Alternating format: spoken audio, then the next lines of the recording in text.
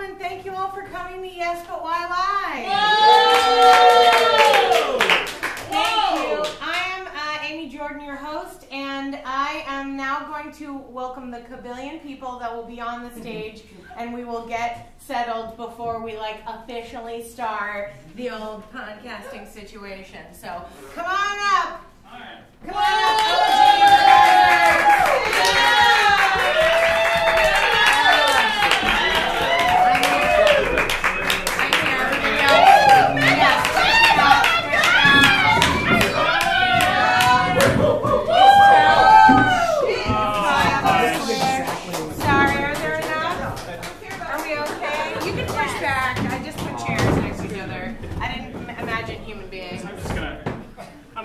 nuts in their stomach real quick. No time. It's okay. Oh man, this is going to be a lovely photo op, but real tight quarters here. I'm real excited about that. So ladies and gentlemen, the way that we are going to do our show is going to be that I'm going to go ahead and get the intro started, and then we're going to go live to the internet. Guys, it's real! The internet will hear everything that goes on. So if we say something crazy, everyone will. So anyway, hopefully we don't. We've talked about it. But we'll see how it goes. In advance of that, I want to thank you all for coming out and supporting Austin Improv. These wonderful improvisers that are here are people that have been around in the scene for quite a while, and I've been trying to compile sort of the history of how it all got started before it is the humongous improv world that we're in right now. And bit by bit, I've gotten some info, but then Chewy had a great idea. Why don't we get everybody together? Whoa. Get all the stories. Chewy. So that's why this show is happening. So thank you all for being here and supporting us. It totally was. You're so smart. Yeah, you don't know? No, I'm pretty stupid. Oh, well, we'll see how it goes. We'll see what stories we have to tell about that. Cool. I'm going to look at my phone so I can write down what time we started, so I am on time. And that's right, I'm on time. Thank you for your support. All right, so let's kick it off. Let's go to the internet.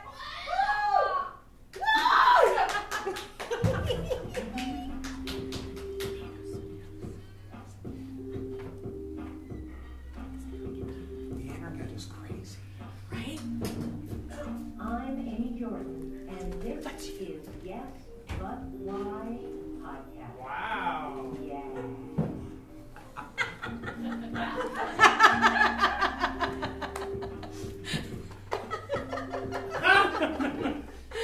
I shouldn't be so tickled at myself. You are really tickled. You should. You are enjoying yourself. Like all day, I was like, should I lip sync to myself? And just in the moment, I was like, yes, I'm gonna do it. It's fun to be weird. All right. Oh, ladies and gentlemen, thank you for being here. Thank you for listening to the Yes But Why podcast. We have some wonderful improvisers with us, and I am very excited to chat about Austin Improv. What happened? What's going on? How did we get here? What's going? So first, I would love each wonderful person at this table to introduce themselves and to give me a little tidbit about how you got started in Austin Improv. When you first moved here, what was the first thing that you encountered? Just a little tidbit so that everybody can throw a story in. And yes, we can start with you. Hello, my name is Tyler Bryce, and please sit down. Okay, so I watched I was living in an apartment in Dallas with a bunch of friends, and we all kept getting stoned, and one of them was in an improv troupe called Comedy Sports, and I kept getting stoned and going and watching the show and going, I could do that. And then I moved to Austin, and I saw To Get Away from Drugs. Thank you. 1991, I moved to Austin to get away from drugs. And I saw an audition for Comedy Sports, and I thought, well, that's that funny show I kept thinking I could do. And so I auditioned. I was literally flipping burgers at the Fuddruckers that used to be up on Anderson Lane, and I was like, that looks like fun. And I haven't looked back. Wow, Comedy Sports. All right. So, yeah. So 1991 was my year. So. Cool. Hi, Les. I want to start with my name. My name is Les McGeehee. Yeah. It helps when you stare at the mic sincerely. Can you hear the warmth in my voice? That's because I love you. Do you have extra tape for this?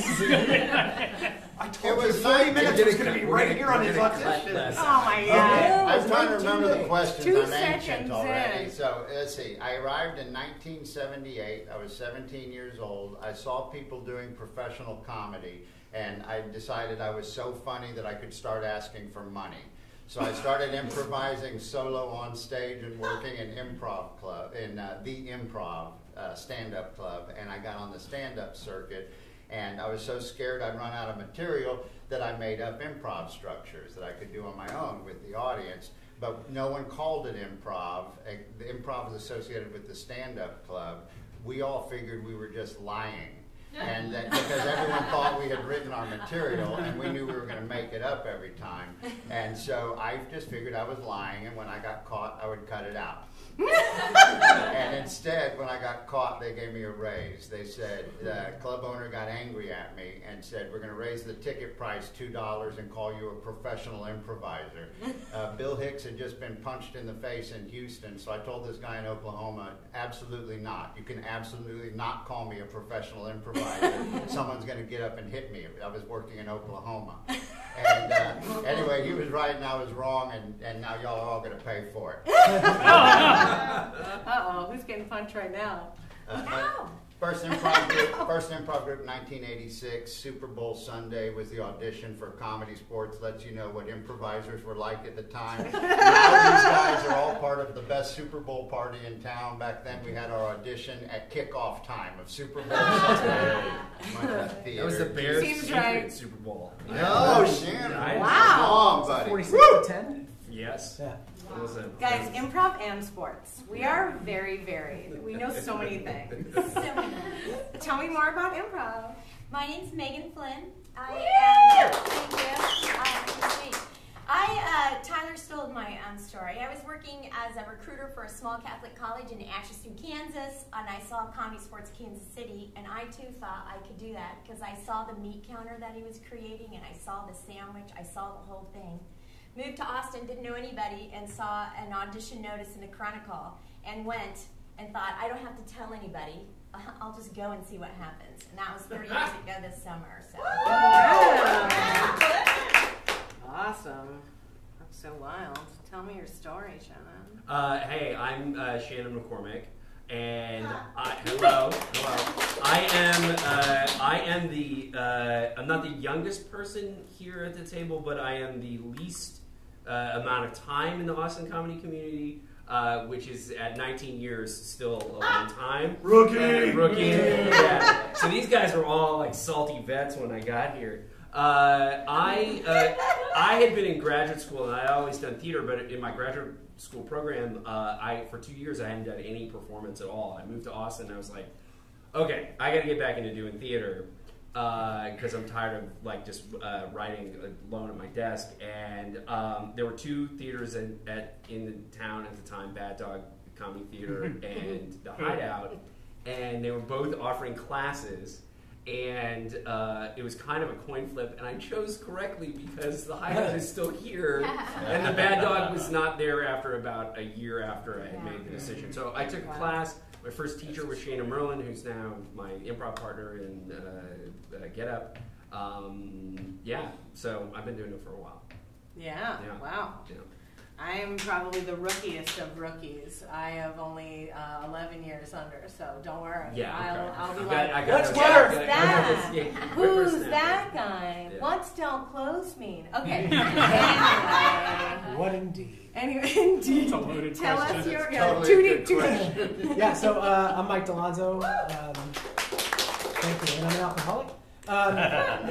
Sorry, that's a terrible joke. No, I'm just fat. Anyway, I moved here in 1998 after having been in Los Angeles for a while after college. And I was doing sketch comedy out there for a really long time, and it was going pretty well, and then it wasn't. And our director was a guy named Dave Rosowski, who was also the artistic director at Second City Chicago for a while. And he decided that he wanted to start teaching improv again in LA. So I took a couple classes because I thought it would be fun.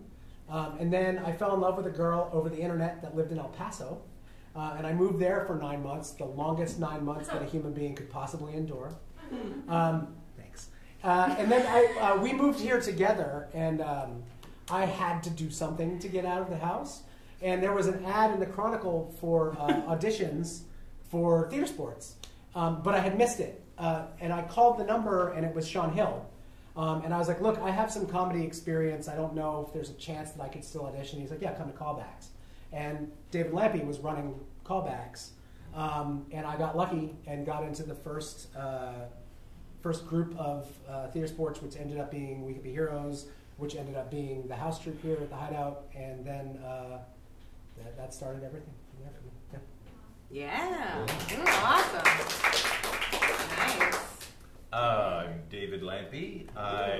Thank you. I didn't name myself, but I'll accept that.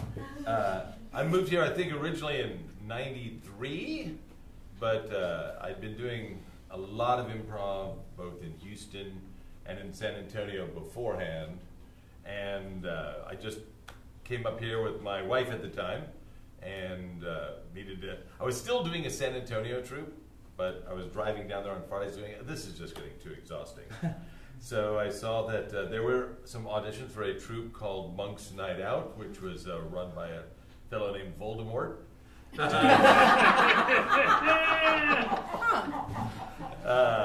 I auditioned and I got in there. It was kind of interesting because old Voldy was like, he had this concept like, after the first audition, he goes, okay, so where do you see yourself in 10 years?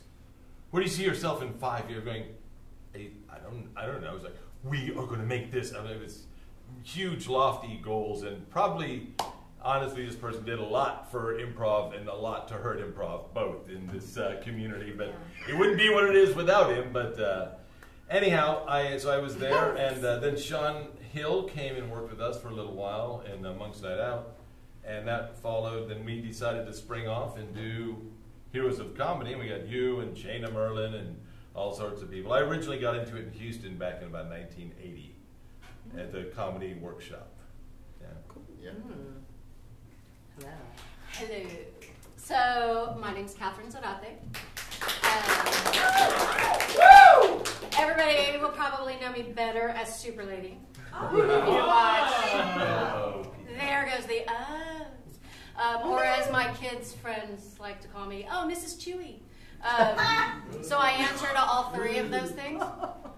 I've basically been the tag-along between Chewy and Lampy. We grew up in San Antonio, grew up going to Oxymorons in San Antonio, watching Lampy. Moved up here in '93. I'll let Chewy, I won't step on too much of Chewy's lines. And he got all started and everything, and then I decided, what's the best thing an introvert can do? They can go and try out for Monk's Night Out B Team.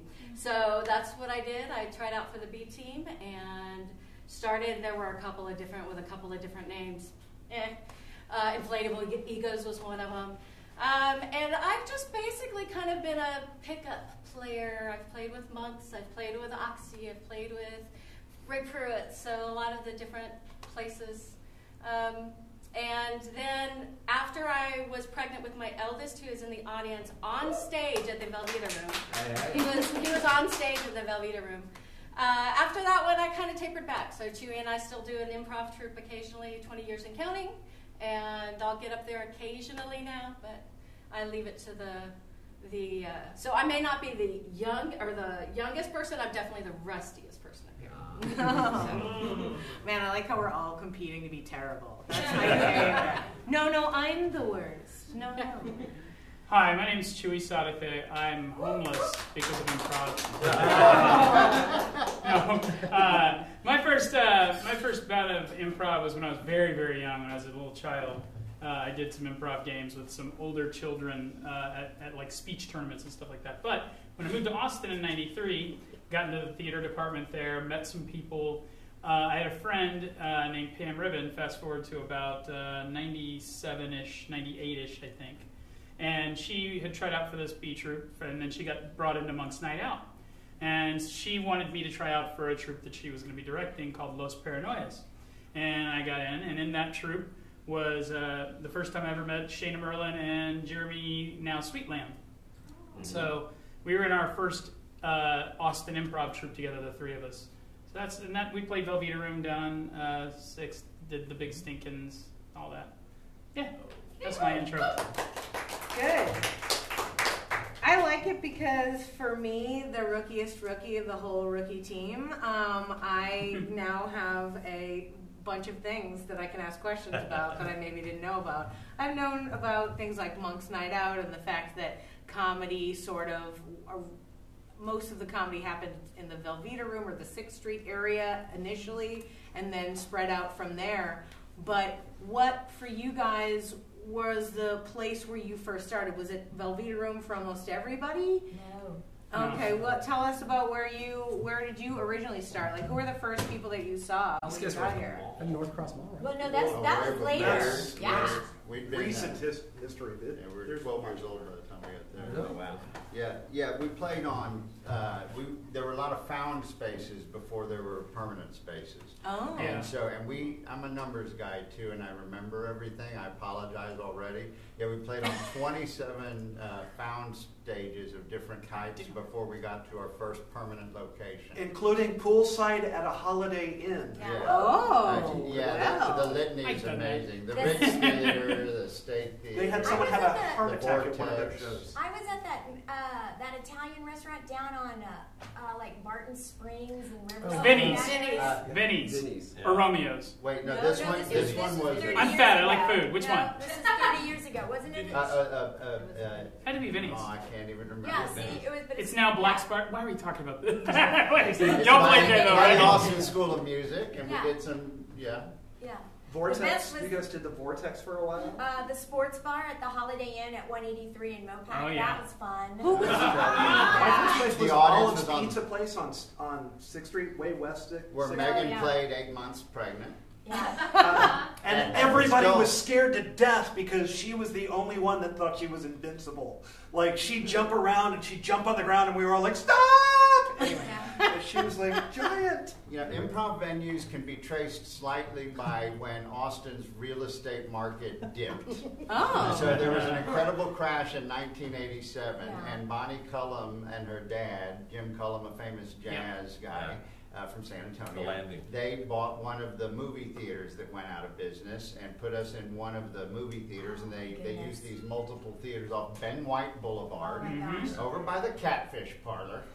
Oh, wow. This is a very geographical episode of this podcast. It happens with age, you know. because Yeah. you got to go turn left where the building used to be. Right, right. I know exactly what you're talking about. You know, remember that cow that used to live there? And so, Well, this is an Austin conversation. I can't imagine. I mean, the audience is Austin. They know where Catfish Yeah. Parlor Before is. the new, and I still consider it the new Velveeta Room. The old Yeah, Velveeta right. Room had the Cheese Pistols. The Capital City Comedy Club, which at the time was the Laugh Stop. The Laugh Stop had the Tiny little stage in the. a tiny little stage in their second room, but bigger than it is now. And they had the Laugh Staff. Yes. They had a troupe that performed there, and those were some fantastic comedians. And then they were the Comedy only Sports. ones going when we started, and we're not sure who started first because we didn't know each other and it was coincidental. But y'all all know Robert Ferris, Yeah, yeah. and Mhm. Llewellyn, Yeah. and Joel Yeah, it was McKean, his who group. passed away, Oh, okay. and Michael McKean's Chris brother. Bono and Angela Davis, and so And we Michael were- McKean's brother, you said? Yeah, Joel McKean, Joel little brother, McKean. little brother of Michael who was McKean. also in the Cheese Pistols. Most of those were also in the Cheese Pistols. And the Cheese Pistols had a bunch of people from Astor's, like Cindy Woods and Howard Amos Beecher was Ewart. one. Howard Beecher. The first time I saw the Cheese Pistols, oh God, I have to share this. The first time I saw the Cheese Pistols, I went to go do their stand-up, their open mic. And when I went to do the open mic, they said, ladies and gentlemen, the Cheese Pistols. And they used to have a drum set on stage. And someone came to that, bye guys, I'm so sorry. This story is about your mom. And so they had an organ and Joey Funny Walton. thing to say at that moment. Oh my Joey God. Walton headed like the lead singer with someone on drums. Howard Beecher, I think, was playing guitar, John and so they Bednar said, on bass. and so Joey Walton comes out and he goes, "This song is going to be about my uncle, and it in no way is who's retarded, and it has nothing to do with the fact that he's my uncle." And then he did a 3-minute improvised song with a full band that was completely incorrect and completely funny. I watched them going, "What the hell is that?" Yeah, It was it's so beautiful. Anyway, With that group, we did 3 shows a night, and the 3rd show was after it closed, and we would do each other's material. Yeah. And you could get good enough at each other's material to be really mean to each other, introducing them, because the Velveeta was probably the most challenging stand-up room in the world to work. Oh, yeah. So there was Tom Hester used to open up. The wonderful Tom Hester would open up his show with a joke. He would say, "Pardon me, Tom." He'd say, "My brother ate a milk dud, and it wasn't, and it blew his head off." and I knew he opened with that. Oh my God. And so Tom Hester, that's not my joke, that's Tom Hester. And so like one night I'm introducing Tom Hester. There's the things we do to each other because we knew each other's material. So you'd run from the back of the room to the stage, you'd come from the back of the room to the stage in Velveeta, and I'd introduce him, and I knew his routine was to run. He's a really good-looking, lean, 6.5-foot tall guy with long flowing red hair, and he loved to run all the way to the stage, grab the mic, go into a full stage dive with the mic, and tell that joke. That was how he opened. So I introduced him. He was on tour opening for ZZ Top, which was his cue when I said ZZ Top to start running. And I could drag it out just enough that when he got about 6 feet from the stage, I could say, "You're going to love him. His brother ate a milk dud once." And his legs gave out. He went flying across the stage, and that club used to be a strip bar. And I vividly remember him getting up. The pole was gone by then, but he got up grabbing one of the handles on the wall. Wow. I grew up at the Velveeta Room on 6th Street. Doing improv there was difficult. Everybody talks about bar prov and how it's looked down upon now and stuff. Well, there were grunts that were doing the work long before, so I'm glad y'all all got out of bar prov because it was rough. I blame Velveeta and growing up in Velveeta for my tendency to go blue all the time. Well, because that was the crowd. You perform 4 times a weekend, and by Saturday, last show on Saturday night, you're willing to go wherever the audience takes you. And Well, that it should be noted, too, that it was not a destination spot. No. It was like you had a barker out there. He's still out you there. got your gun, Mike. Mike's still out there. Bring her in and make her grin. Yeah. That's his So people would be drunk people walking down 6th Street were your audience. And, I don't know, it's only $3, whatever it was at the time. And then people would come in, and it was like a challenge to them. All right, I paid $3. Well, you also had people who were pissed off that they weren't seeing stand-up because outside he's yelling, live stand-up comedy! And we finally, I think in 2001, got him to say live stand-up and improv comedy so that people knew what they were getting into. But yeah, the challenge is absolutely there because they hate you immediately if you're not with them. Yeah, nobody came into that club wanting to go out and see comedy. No. They just went out to get drunk. as the guy who used to bark that door for 2 years, You did? yes, they did not want to come in and see comedy. And half the time when people are leaving, you're like, "I'm so sorry." I'm so sorry. If they're leaving early, they're so sorry. Good thing you apologize to those who walked Yeah. out. But you guys were like rock stars by the time we got here. Like, for real. Like, when we started doing theater sports and getting out into the world, like right before we did our very first show, Big Stinkin' 3 happened, or 2? 3. And That was crazy stuff. so for those of you who don't know, Big Stinkin' Comedy Festival was a really enormous comedy festival that for a couple of years was the shit. It was the coolest place. Like, people would come in from all over. Did they do 5? They did 4. 4. Yeah. 2 under Voldemort, 2 under Ed Carter. 2 under Ed Carter, yeah. Who was like Albus Finch.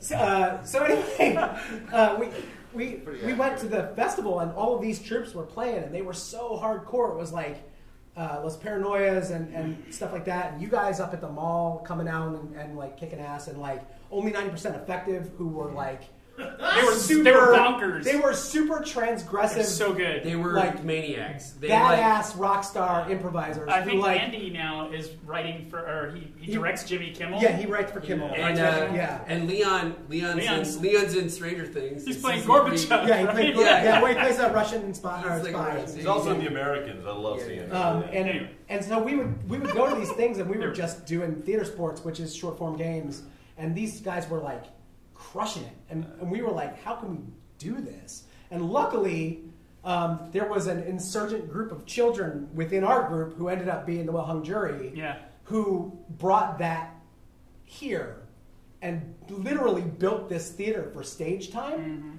and brought that sort of rock star transgressive thing, because they were doing it with you guys in Los Paranoias, and what was Jeremy, what was the Broccoli? John Joplin. There was a trip named something Broccoli. The Broccoli Project? That's on campus. Oh, that was a student thing. Yeah. But yeah, by that time, you guys were already. Well, like, these guys, they were high school back then. They were all at Westwood. Yeah, Westwood. Yeah. All the 90%ers. Or no, jury. Well-hung jury. Yeah. Y'all were little shits, man. Y'all were little shits. I saved for 41 years. And I wasn't going to say it unless somebody said Westwood. Go ahead, Les. All right, so we did many shows. We were doing 6 shows a week, right? So we knocked out over 5,000 shows. And one of the gigs we had was we did improv training for the teacher. You guys look like this is going to be really good. Well, it better be. I have a hunch. Those of you that know these people better than me, you let me know if you think this is true. So we were teaching in-services for the school district, teaching improv skills to teachers.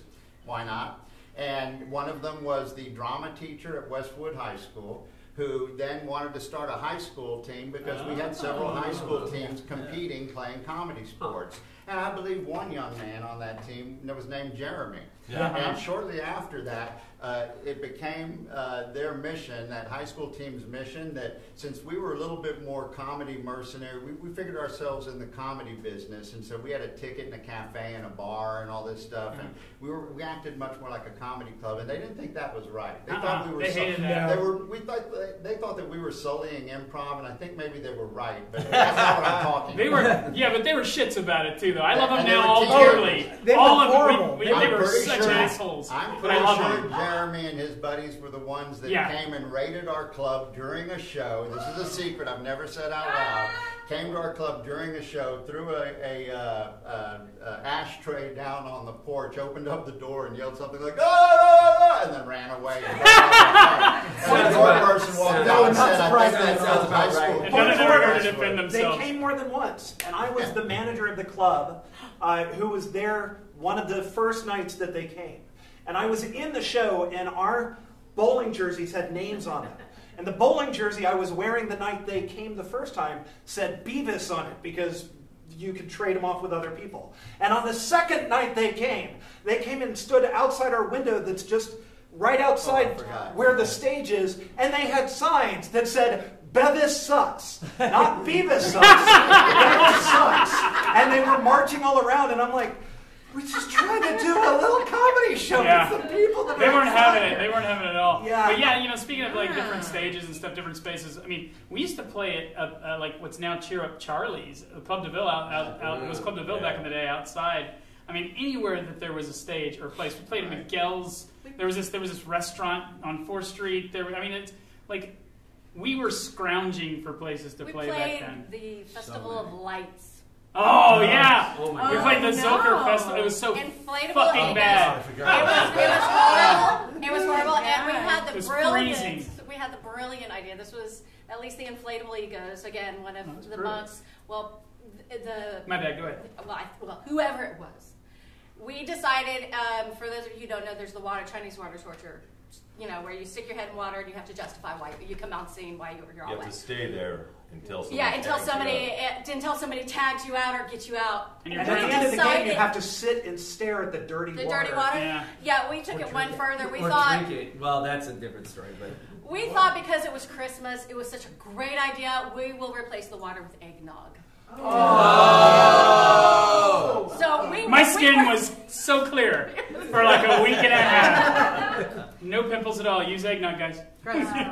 we played wherever and did whatever you could to just get that audience and attract them enough that when they stopped you afterwards to say, I love you, you said, you know what, come down to 6th Street. I know you're not in college, but come down to 6th Street anyway and come watch us at Velveeta, you know. You were just trying to get audience wherever you could? Well, we were family friendly, and so no blue. We had, you know, things built into the show. Comedy Sports still is playing. There's a troupe here in up north. But we did many church shows. So I remember playing in a church show at the church in the theater, and we're playing the game 185 blanks, walk into a bar, order a beer, bartender says we can't serve blanks here. And our referee said a famous historical figure, and someone yelled Jesus. Oh no! And Voldemort did indeed take Jesus. Yeah, Yeah, and it was one of those, you know how you have those moments where you're just like it's gonna end. Like this will be the end. This was a fun run. I'm gonna tell a Jesus joke and be executed on the spot. I can change my name. Yeah, right. I can move again. Yeah. I came here without a job. And, you know, all over the country. Anyway, whoever said whatever the joke, the house went crazy, and we were just like, oh, thank God. And get off stage, and you know, and then you have that back behind the scenes going, what were you thinking? Oh, I don't think he thought very much. No, true that. About anybody but himself. Yeah. And I'll say his name, Mark Pruder. I was really wondering if the Voldemort thing was just going to stick. And I'm going to say it. I'm not going to allow him to get away with that. I feel like my Voldemort is different from your Voldemort. Yeah. So, that's true. So if I were to say Voldemort, it definitely needs other people. But I think similar energies. Yeah, right on. You can still call him Voldemort, but we all know it's Mark Pruder. Man, that's an interesting thing. Mark can now be Grindylow. I don't know anything about Harry Potter. Oh my God. Very specific reference. That one guy laughed so hard. Yeah. Tyler's roommate. And somebody... Yeah. 2 popular movies, people! And one person at home listening on the internet. It's like, yes! Grindelwald! So during your time, of course, it sounds like, you know, there was some high schoolers causing strife. There was a gentleman... There was a gentleman who was causing some strife. I use the term loosely. Yeah. You know, but how did you guys, at what point did you sort of rise above the Voldemort situation and get to the next level? Well, a lot of people quit. Yeah, there was a great massacre. So there were kind of 2 waves of massacre. I got here like right after the crest, right? Yeah. So Big Stinkin' had blown up, and it was kind of the scene was the scene as it was dying. Like all the monks, people who were kind of had stuff going on, moved to LA, and there was Bad Dog had opened up, but it flamed out within like a year of doing stuff. And so then it was like the Hideout was the only game in town, really. Yeah. And there was like still a little bit of mojo. Well, Velveeta was still there for us. Ray Pruitt's 4th grade class was down there. Still kind of, but it was like, had kind of like, so it had kind of, there was like a dead period there for a while. Yeah, and everybody was so beat up from it that we kept our divisions pretty hardcore. Like, you guys tell a story, Shannon and Mike, y'all tell this story about me coming into Bad Dog or something.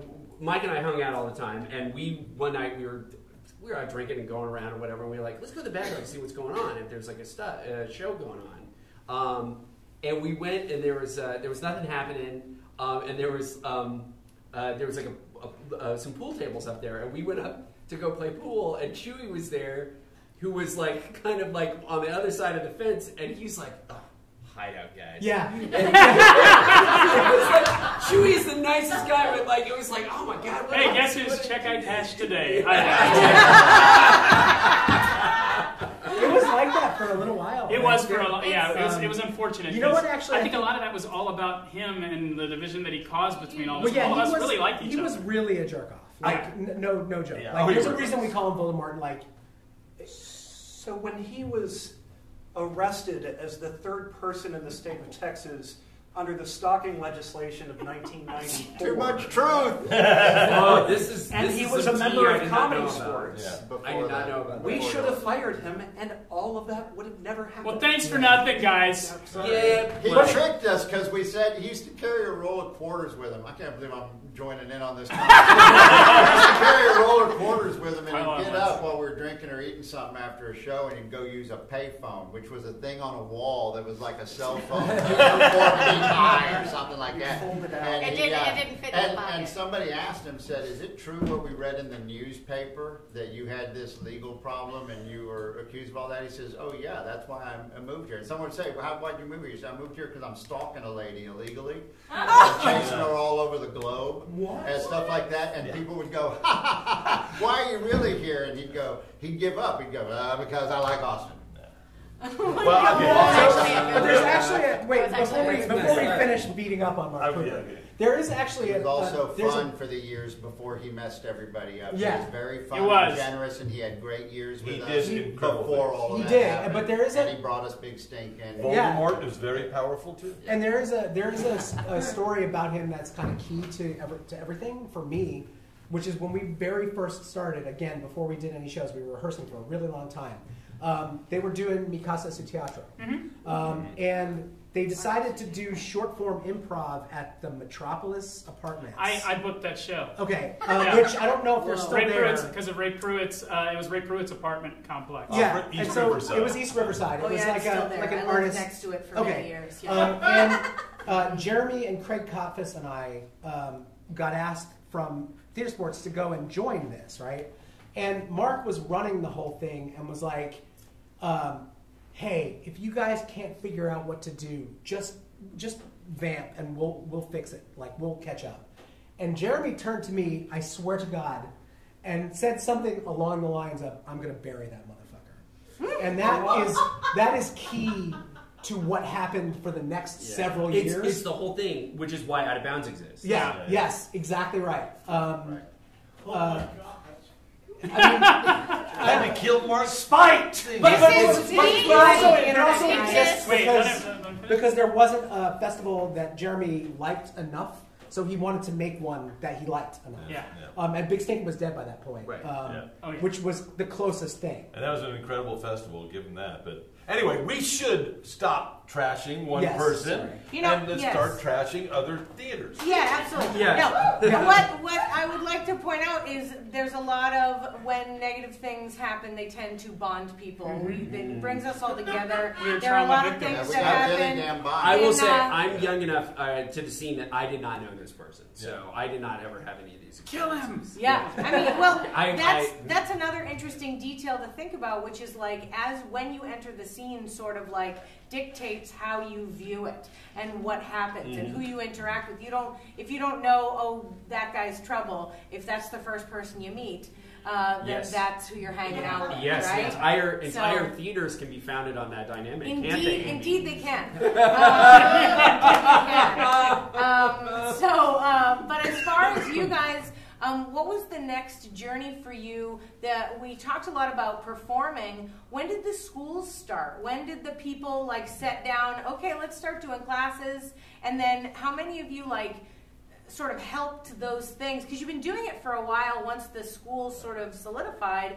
How many of you guys were like, hey, I can help with that syllabus. I've literally been doing this for X amount of years or whatnot. So I was the last person to be. I was in the last wave of people to be cast to be in a house troupe at the Hideout Without without classes. a prerequisite of having taken classes or like of having a class thing. I did take a class because I was interested, and then they had auditions after that 6-week period, and I auditioned and I got in the troupe, and I didn't take any more classes as classes. And so it was like early 01 when Sean really set down like we're gonna have this like class to performance pipeline. And I feel like that was like kind of the first time. Was that the first time? Did y'all guys do that at all over at Comedy Sports? So in 1992, we had a member named Robert Stanton who started teaching kids classes through Zach Scott. And he decided he didn't want to do them anymore. And so instead of turning them over to somebody else, he offered him to me, and I turned him over to Comedy Sports. And so I started teaching all the winter and summer classes for kids at Zach Scott, and then sometime around 96 or 97, those became adult classes that I taught there. Les also taught some of those classes. So we did about 10 years with Zach Scott and about 5 years worth of adult classes there. Were you doing the adult classes as a casting mechanism? So they were. Like Jen Cargill went through those classes. I taught Carol Fisher, Jesse Pangolin, we got some really good guys. I taught a workshop I subbed for a woman who taught at UT, and that's where Rachel Medorsky took my class, stopped taking at UT, and came and took for me over at Zach Scott. Mm-hmm. So yeah, there have been people doing workshops. So it seems like, and kind of like on the outside, it seems like back when we were starting, the B troops was a whole big thing, right? You had a lot of these B troops, and that was your feeder into, if you wanted to perform on a regular basis with Monk's Night Out or whomever, that was your avenue in, or you created your own troupe. It seems like that transition, is that really what happened? It transitioned more into the classes. That's your you know what it looked like when y'all started flourishing, for someone who had been here a long time in the previous smaller town and everything? It looked like an entirely new thing. So even though we were doing the same discipline in a lot of ways, we had associated ourselves with comedy clubs and making a living. I mean, improv paid for my kids' braces and my kids' home and stuff like that. Oddly enough, really. And then when and any groups that were in town other than the Laugh staff had come from our group, and so we just kind of made our peace with that after a while. And then when Sean was starting down here, it was the beginning. When Sean started doing what y'all were doing here, then it started to become a different thing, where we'd had a comedy community and we had a theater community, and the improv community became its own thing. And looking back, I can see that y'all started and you became your own thing.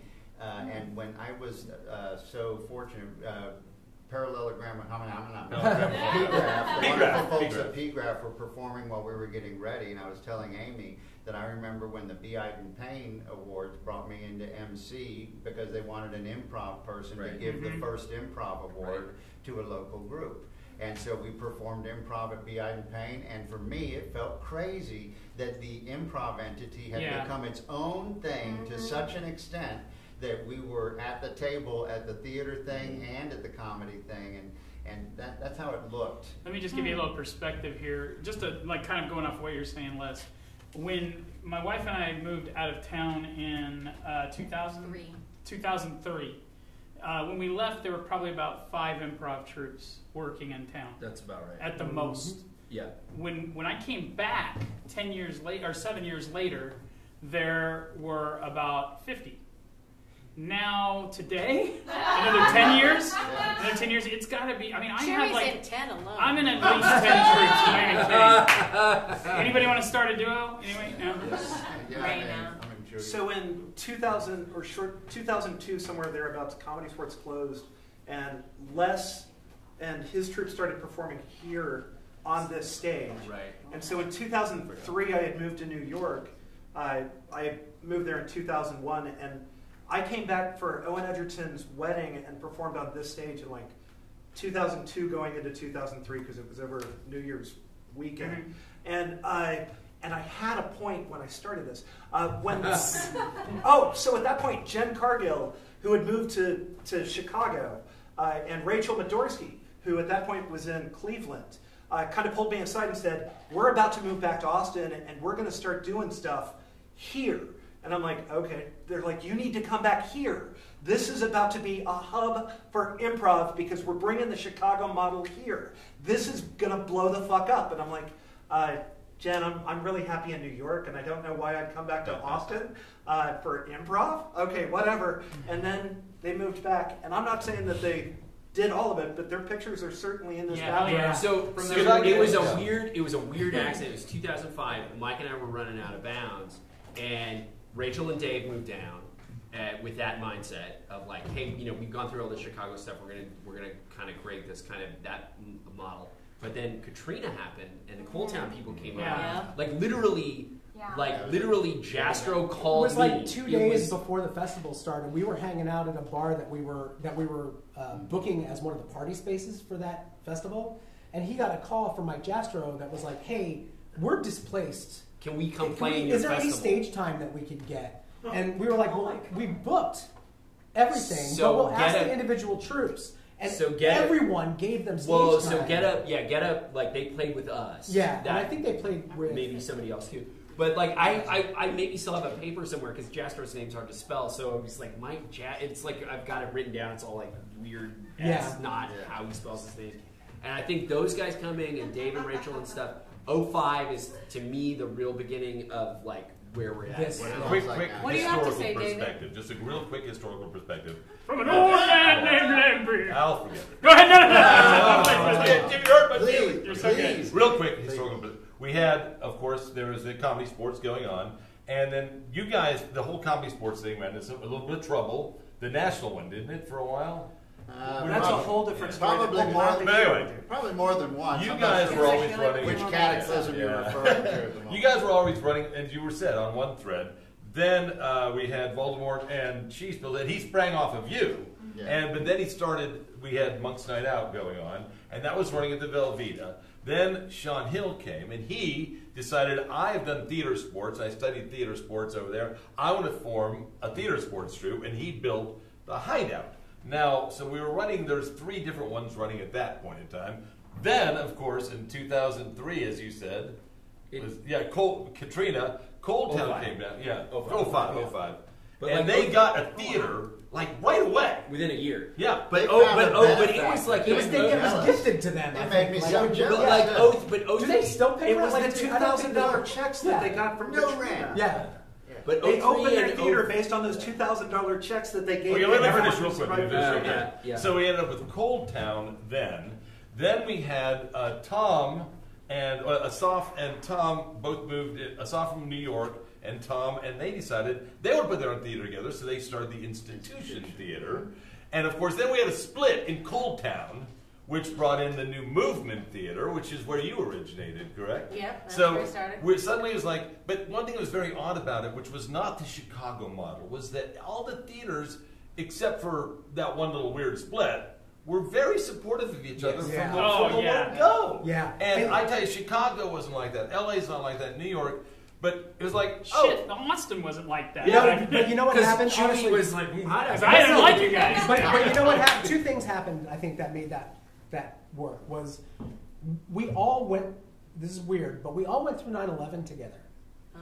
And I remember we were rehearsing that day, and we had to determine whether or not we were going to play that weekend. Oh my, I remember. And we talked to Sean, and Sean was like, yeah, go. And then I remember seeing y'all were playing, Yeah. and We had the same conversation though. It's like, are we supposed to? Are we not supposed to? And it was a real gut check as an improviser. yeah. Or what are we supposed to do here? But then the Chronicle wrote an article about all of us performing in the wake of 2000, in the wake of 9/11, and everybody became sort of appreciative of the fact that we were part of a larger community than just our own theater, and that I think, coupled with the fact that and I can never really overstate how important Sean Hill is to this entire process. Yeah. Because Sean. Sean made a lot of money as a game developer.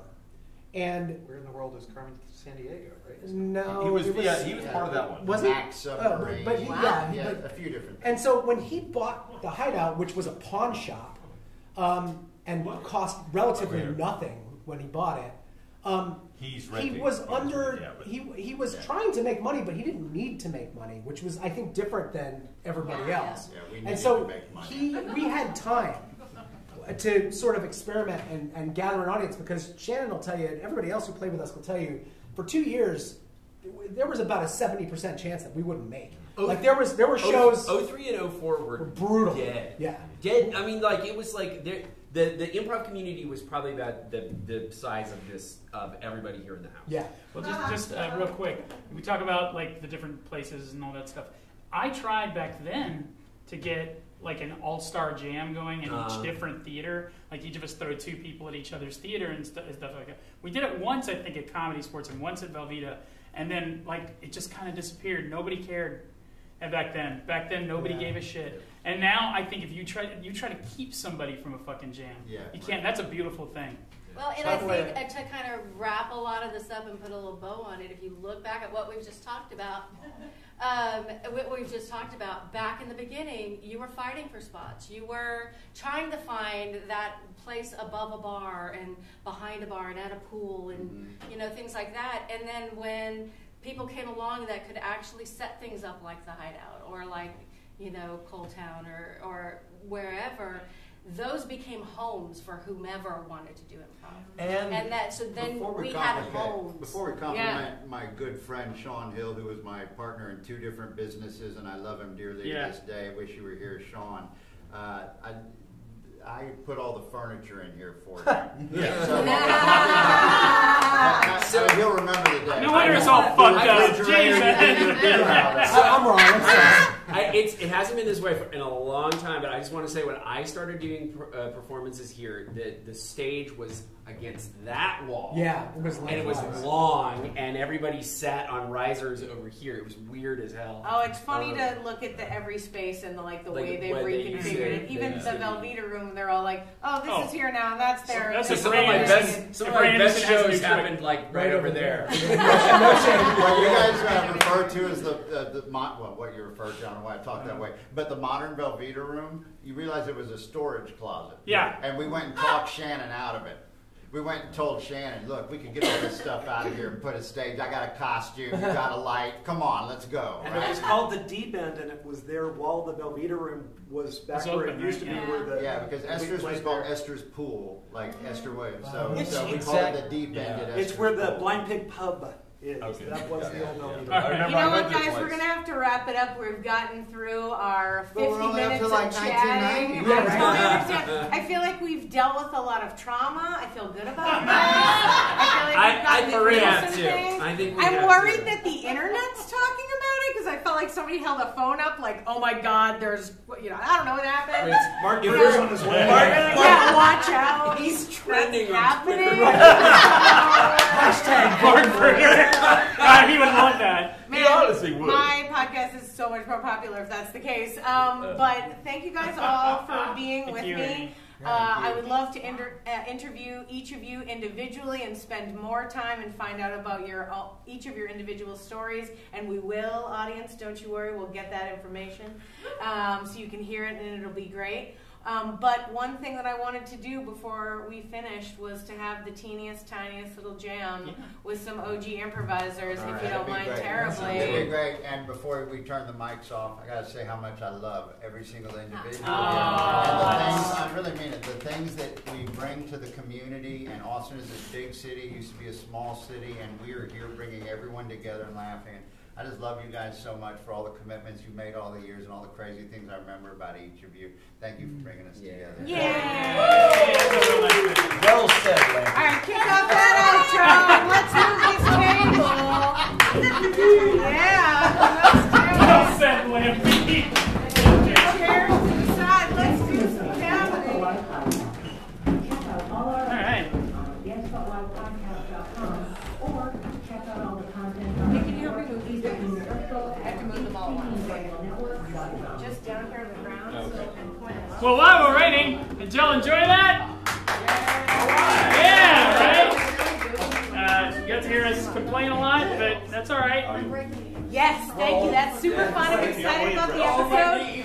Now, let's do some standard montage. Don't scare me. Don't hurt me, everyone. Let's do some improv and go. Ah! That's how I do it.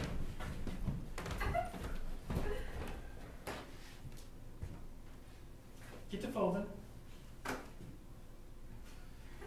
Gap is opening soon. Gap is opening soon. You see, he's really upset. Would you please fold?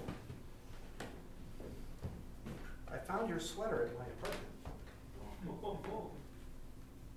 Oh. You put your initials on your Gap tag. Yeah. You weren't supposed to find that. I snuck in and out really quietly. I didn't think you. Why did I leave my sweater? I swear I had it on. Perhaps you were warm while you were inside my apartment, but you were cold when you were on your way into my apartment. I wasn't. I was plenty warm because, you know, I snuggled with you while you were asleep.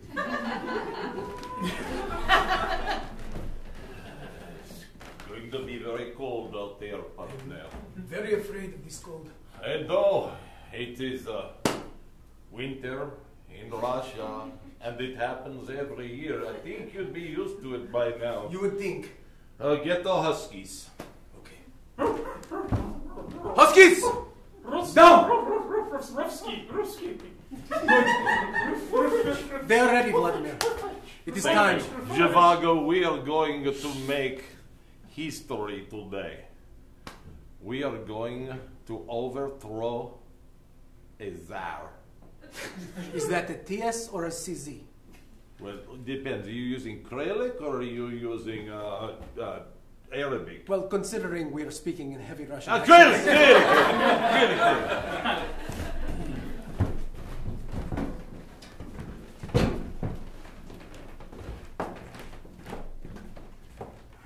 Do you like it? Yeah, it's a nice cake topper. Yeah. The size is a problem. You can see why that's a problem. They look just like the married couple. Yes, it's a problem though. The size. You haven't seen how big the cake is. What have you done? I've made a big cake. Is that? What is that? What the hell did you? This is the real couple. What is wrong with you? I also like taxidermy. Oh my God! You monster! Honey. Yes. You know that I love you very much. And I love you. You've been singing for 12 years. What? Oh my God, that is the first single word you've said without some sort of a tune attached to it.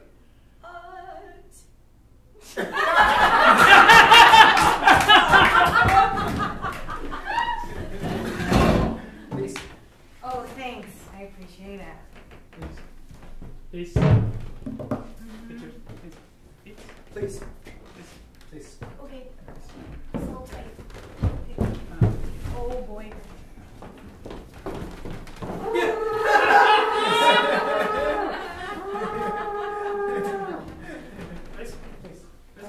Thank you.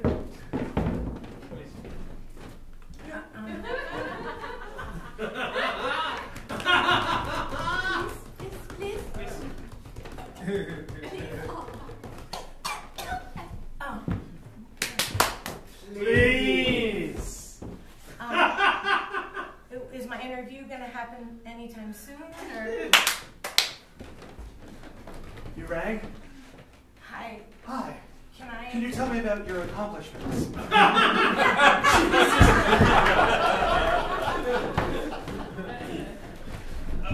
Oh. Mine. It's mine. I'm next. Oh. You guys, you keep changing the rules. Yeah, we do. Yeah, that's. Oh. You just entered and I didn't even. Yeah, well, Yeah. sorry, you lose. So I gotta stand in the mud pit now then. Yeah, you do. Mom told you not to get dirty. I hate you, Julie!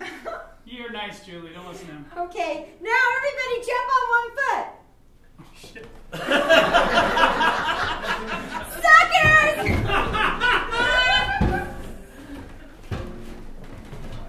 It'll be okay, I guess. You say that again. It's never gonna be right again. Oh, I mean, I'm sure we can put it together. It's a dog. You know, but I have string and some glue. It's dead. He died. You hit him with a car. You can't make him whole again. Daddy and Mommy, wherefore art the dog? Kipper's gonna be fine, son. Oh, good. Thank God. Kipper's gonna be fine. Just go and say Need a dog inflated? what? Boom! There, you're better now. Oh, shit. Kipper not there. It's a good day, Mama. Well, I tried. I'm so sorry. You're gonna have to find another pet. I heard a chicken earlier. God damn, that's a big old chicken! A guy what made a cake made this big old chicken. Yeah. I feel like we should try to catch it. Try to blow it up like the other one.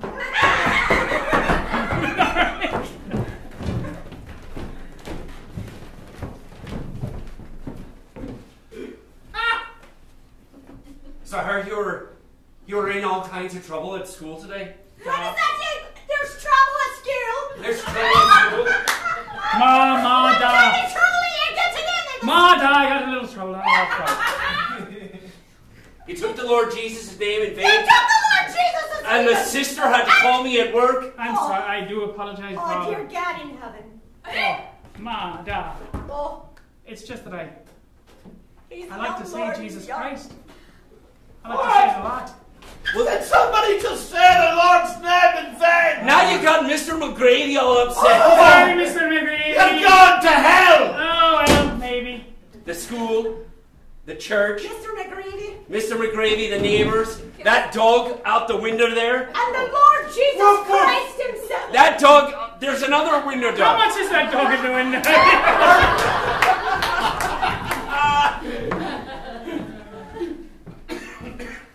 So where did you want it? I would like that sweet beanbag chair over in that corner, so I can look at my 52-inch plasma. You, sir, are correct. This is a sweet beanbag chair. That's right. And I'd like you to mount the 52-inch plasma. Oh. Listen to what it sounds like when you watch Star Wars in surround sound. I am your father. Evacuates in their moment of triumph. The mute doesn't work all that well the first time you press the button. That's the best kind of beanbag chairs I've ever out of. And Sweet. This is sweet beanbag. would you like some popcorn? No.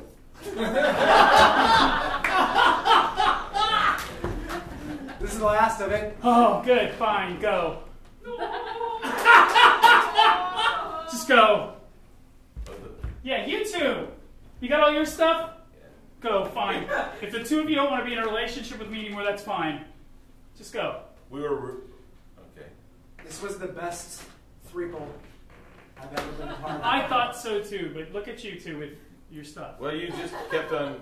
You're too demanding. He and I would try to have our moments, but no. We never had a chance. Always in the middle. We're supposed to be together at all times. It's a threeple. Wait. When you two were having your duple, I would stand aside. But we brought you into the threeple because we thought you were great. Actually, when we brought you in, it was a duple, and then it became a threeple. Yeah. I'm the add-on. Third wheel. Are you guys ready for a football? Is that a... Oh, God. Try the wheel. I feel like if we put them like everywhere, people will like it. Well, you know, I think that when you got taxidermy to animals, that people don't really want to see them that much. Like maybe if we just put like a scene, like a dead bird, and then we'll put the bird up, and then we'll put the cat chasing the bird, and then the dog chasing the cat. It'll be like the spider and the fly song. Linda, I spent 6 weeks stuffing 75 animals. I want people to see them. But can we tell a story with them at least? I mean, You can like tell the whatever little old story lady, you I want. could stuff you, and you could be the little old lady who ate a fly, and then I could just line them up right next to you. Where am I supposed to put the bird? Just put it right there. It's fine. See, it looks like this animal's trying to get the bird. Yeah. Bears like birds, right?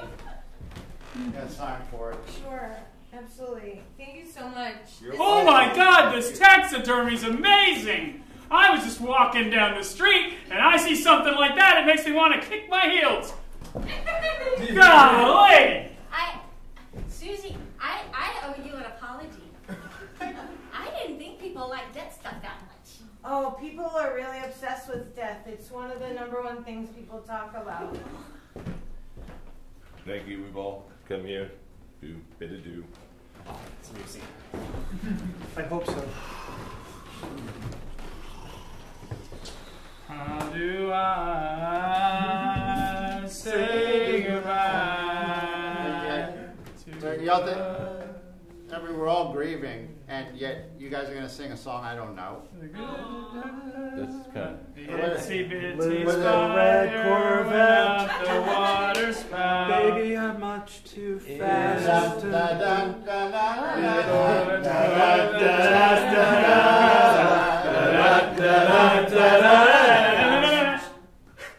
Just leave it. Just leave it. I wouldn't want to be the next person. So Matt's not gonna do that. We had to pay extra for that coffin, you know.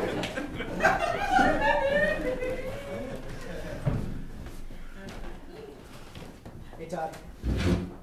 Mark, I understand you've chosen to be a member of Monster Night Out. That's right. You know I'm a hero of comedy, right? I know.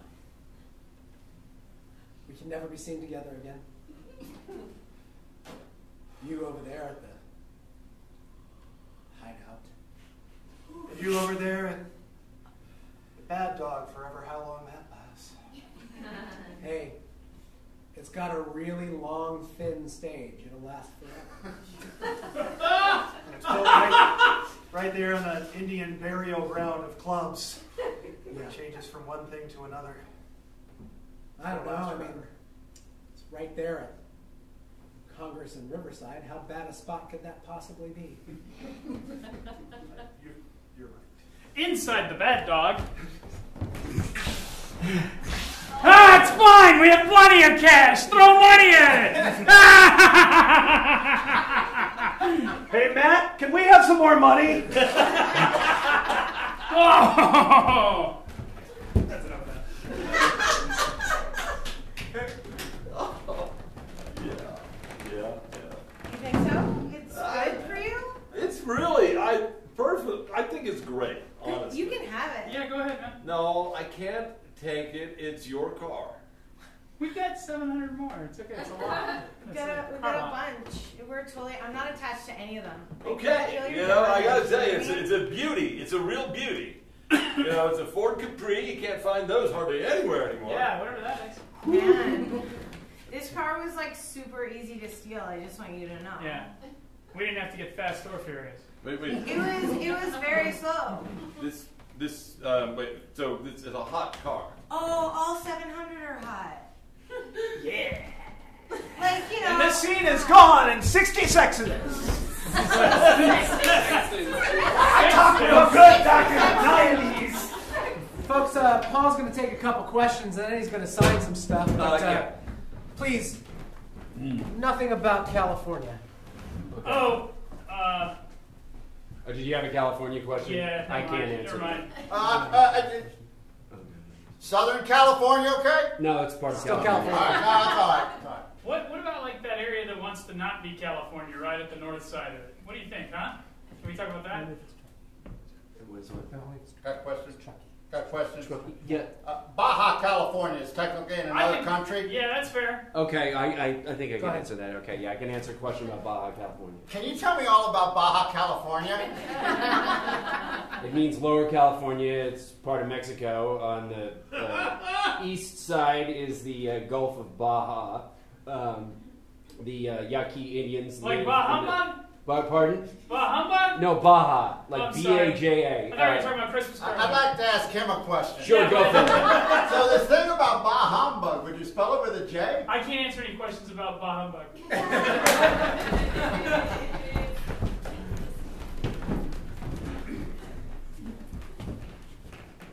Lydia!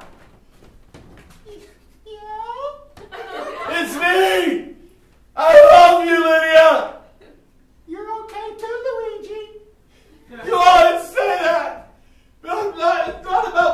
okay. It's about love.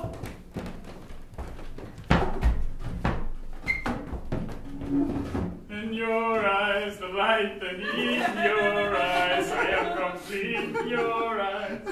Something, something, something. I hate that song. Okay, let me change it. If you can find something a little catchier, man. Yeah! Here, Olivia! This is for you! Shut the monkey. Close your eyes. Close your eyes. Walk a little further. Okay. No, it's okay. I got you. I got you. Yeah, last time you did this, you like walked me Okay, off on the curb. Now open them. I know, right? How the fuck did I get you to Hawaii?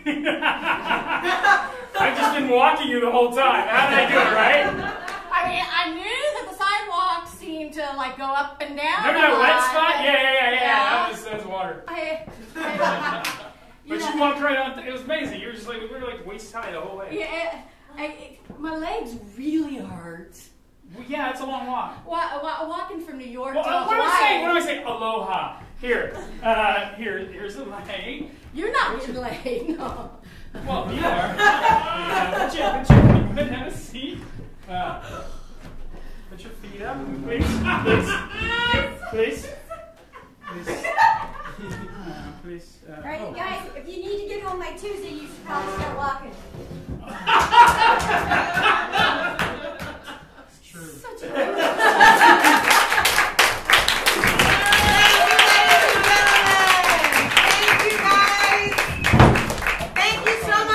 wonderful people that came out and spoke for you guys, who told stories, crazy stories. Wow. I wonder what's going to happen now. Thank you guys for coming out. Thank you so much for being here, supporting Hideout Street Fringe. Have a wonderful night. Thank you, Ted. Thank you, Chris. Thank you, everybody.